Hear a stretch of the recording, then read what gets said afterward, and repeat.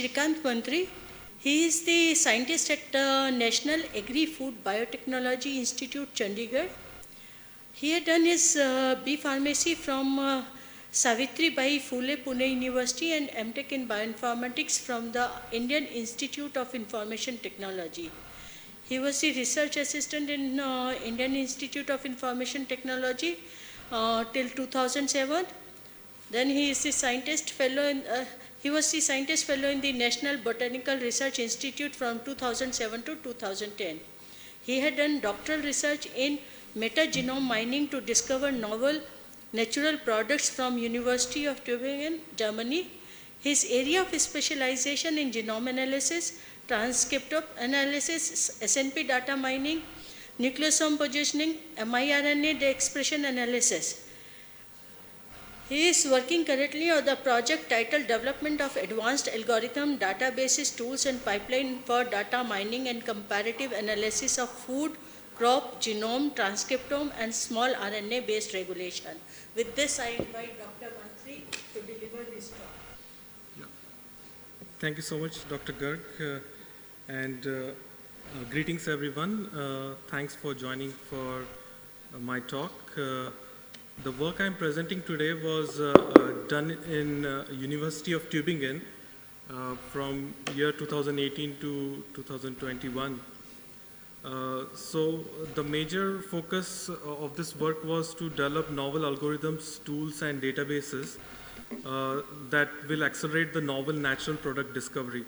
So it's actually a kind of a complete shift in the topic. My previous two kind of speakers presented their structure-based drug designing related work, and I will be taking you into next generation sequencing and metagenome mining related work which I have done in University of Tübingen.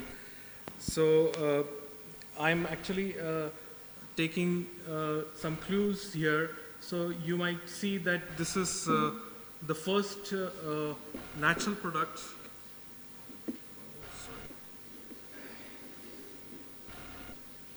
Can you see the pointer? Sorry. Okay. Just check. Yeah, sorry. So you might know that the first discovery of penicillin by Alexander Fleming.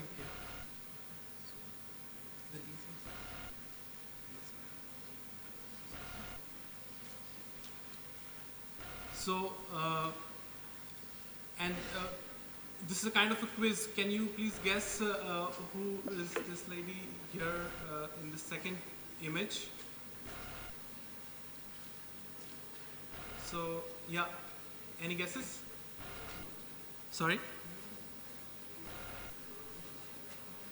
No, so we all know Watson and Crick, but we forget, whom do we forget? Yeah, so she's actually looking through a microscope, and actually the analogy which I want to give here is about this particular machine. This is an Oxford nanopore sequencer which can actually generate almost a complete bacterial genome sequence, and it's kind of an analogy which I want to draw that these next generation sequencers have kind of become the current era microscope through which we can actually generate some data, and then that can give you a glimpse of what exactly is present in your sample in terms of the nucleic acids which are present or the RNA which is present.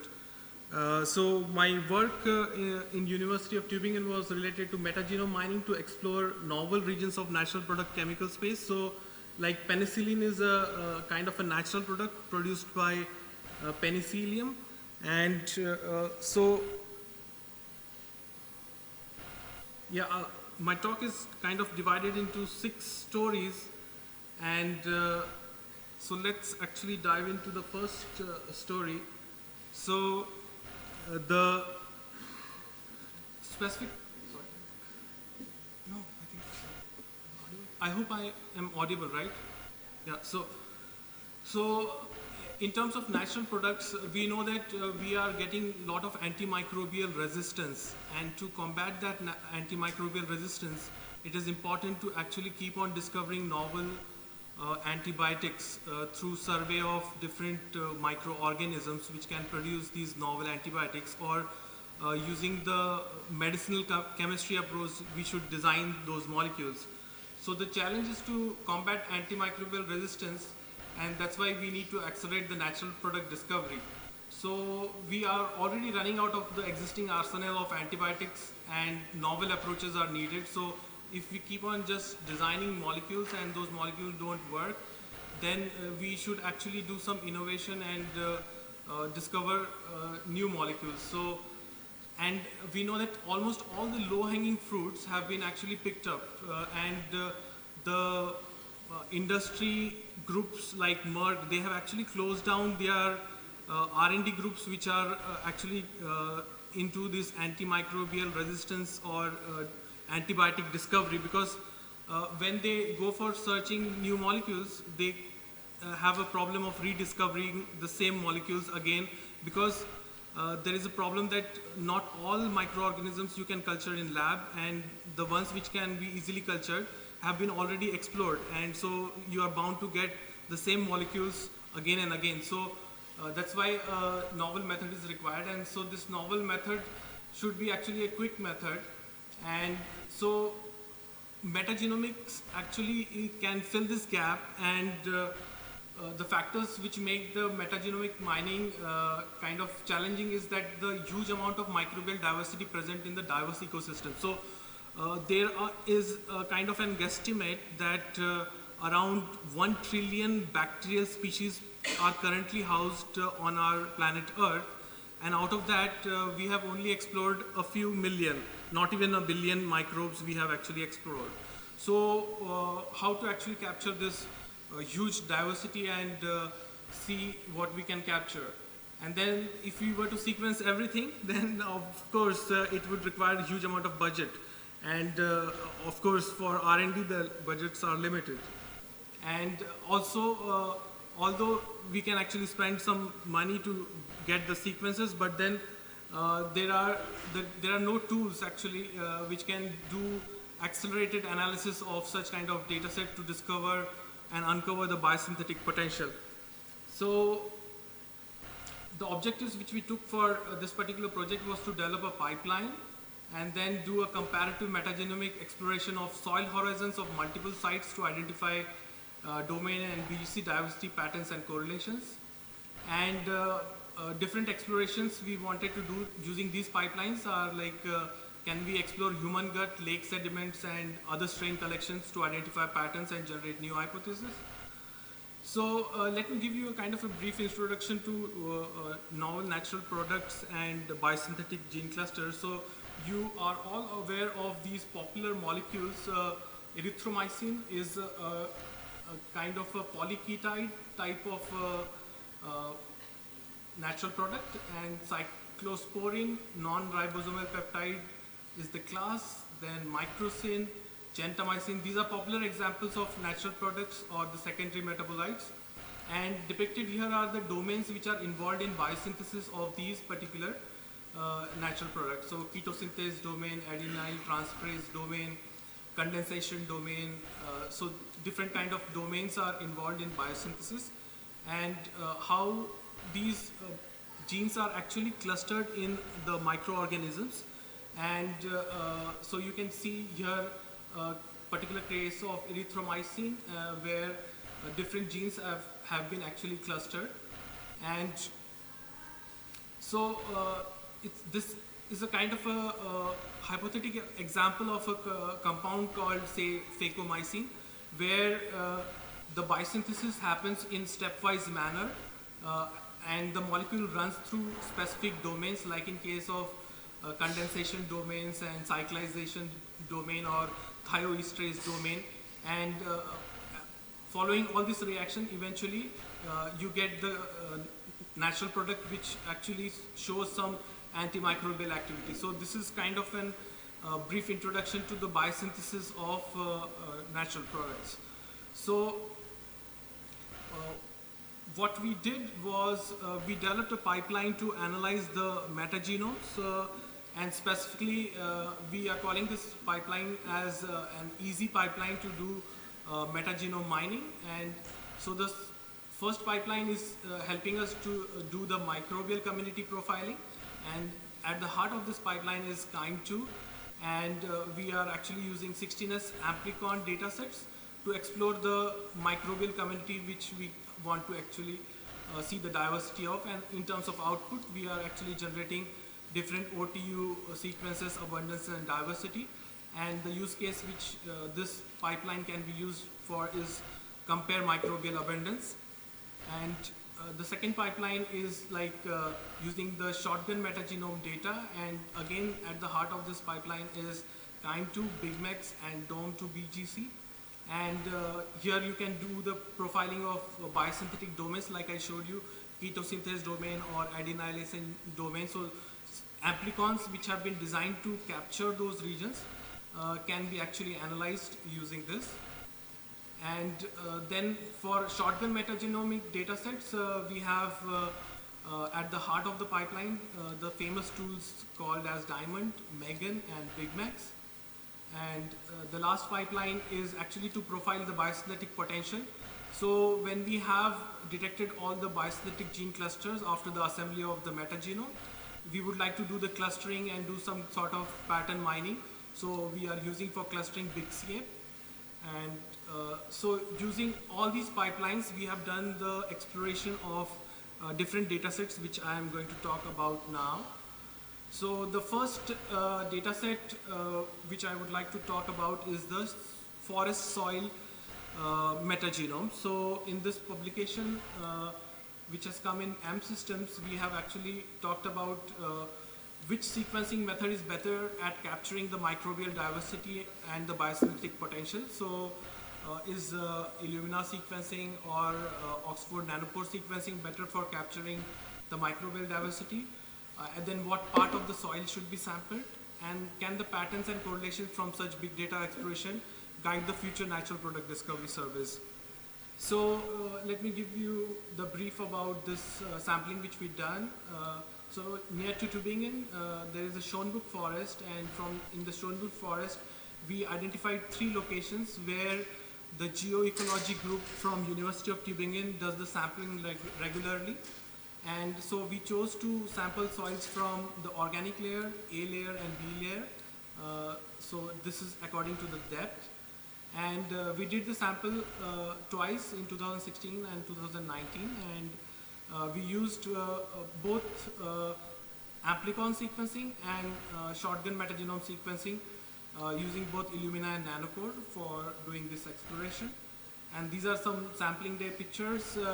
You can see it was a rainy day in May, and one of the sites was actually filled with water, and it was impossible to do the sampling. But then Dr. Harald was actually conducting his geomicrobiology practicals for the bachelor's undergrad students, and so they came to rescue, and he assigned them the duty to empty this pit, and we were able to actually do the sampling, and there were many frogs also in this particular pit.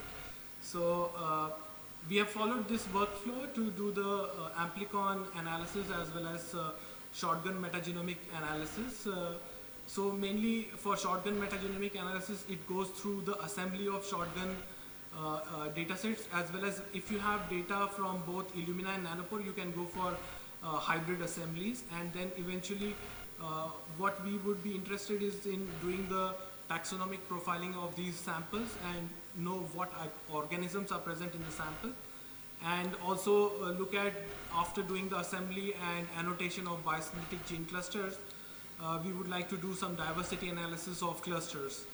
So these are some of the results which I would like to highlight, that the picture which we get from 16S amplicon analysis, which is a kind of a standard method to do microbial community profiling from the same soils. So these are the same soils for both the methods. You see that the microbial community profiles are really different. So in this case, you have planktomycetes as one of the major phyla in case of 16S, but if you go ahead for looking at the shotgun data set, you see that Planktomycete is not the major phyla. So you should always take these results with a pinch of salt, and actually according to me, my experience, you should actually rely more on the shotgun metagenome related patterns which you see. So subsequently we did the rarefaction analysis for the amplicons, and you can see that for the domain of amplicons, like in case of 16S amplicons, you already see the saturation, but in case of the domains, you don't see the saturation. So what this means is the amount of sequencing which we have done for the domains is insufficient to capture the diversity which is present out there. So we should increase the depth of sequencing to capture the diversity. And when we compare, we did the overlap analysis using this upset plot. We identified that for 16S amplicons, you have like 42 amplicons which are conserved across all the soils. So that means the taxas which are responsible for these 42 reads are actually conserved across all the soils. But then on the other hand, when you kind of do the comparison for the domains, you don't see that these domains are conserved across all the soils. So what you see is only the conservation between the pairs of soils. So this was one of the striking patterns which came out of this study. And then we did the assembly of these metagenomes, and we were able to recover 1100 biosynthetic gene clusters. So the largest contig was more than 3.5 megabases, and and when we did the hybrid assembly of Illumina plus Nanopore, we could actually recover better contigs. And so we also subjected this contigs to a method which is artificial intelligence based method. The name of the tool is DeepBGC, and we did the predictions of biosynthetic gene clusters, and based on this machine learning approach, it is also possible to predict the kind of activity of these biosynthetic gene clusters if the particular encoded molecule will be kind of cytotoxic or antifungal. So such kind of predictions are possible, and these are the statistics which we got for the different soils. And I would now like to give you kind of the final recommendation out of this study, that this study helped in uncovering the biosynthetic potential of this forest soil. And we really think that both the methods are needed to explore the full microbial diversity, both the 16S amplicon based study and the shotgun metagenomic based study. And based on our metagenome mining, we suggest that revisiting the historical strategy of sampling soils from far-flung places, like people used to actually go to Bahamas or to different tropical regions to do the sampling, but the amount of microbial diversity which we could capture from the soils which are in very close vicinity, the diversity is so high that even if you study that diversity, you are bound to capture a lot of novel molecules, and you really don't need to do the far-flung area sampling. And sampling of different soil horizons, like O layer and A layer, they actually encode different biosynthetic gene clusters. So not even sampling only the surface layer is important, but if you go deeper, you can actually capture better biosynthetic gene clusters. So let's dive into the second study, where we collaborated with a group in United States where they were actually interested in doing a similar kind of exploration for a particular lake, Lake Huron, and Professor Brian Murphy was standing here. He actually went to this lake and did the diving and collected the particular sediments, and then we generated a lot of 16S rRNA amplicon data from this study, and the main aim was to actually study how are the natural product classes distributed in Lake Huron sediments. So let me walk you through the amount of novel domains which we could capture. So apart from the 16S domains, we were able to also capture KS and A domain amplicons, and so you can see that amount of A domain amplicons which we could capture across these soil sediments is really high, and we had to do some split correction factor we had to do so that the numbers reduced, and but still these numbers are so high. And when we actually did the annotation of these domains with respect to the known domains, it came out that more than 90% of these domains are actually novel and they have not been previously seen. So this is something interesting. And we did some kind of diversity analysis to study the variability of ketosynthesis domain abundance, and also we did similarly for A domains, and specifically I would like to highlight the specific molecules called side domains and sugamides and pyoverdines and colchicines. So these are kind of the number of abundance of the reeds which are present across these sites in this particular lake, and the kind of bigger the circle, the bigger is the amount of reeds captured from these sites for which are annotating to these biosynthetic classes. So we could actually capture this diversity. And what we saw was like when you see the number of collection of sites of a given A domain, so we saw that most of these domains are unique to the sites and they are actually not conserved across sites. So like you can see that the domains which are unique to one site is the highest, and as you increase the number of sites, this goes on decreasing. And likewise, we also studied the O domain diversity.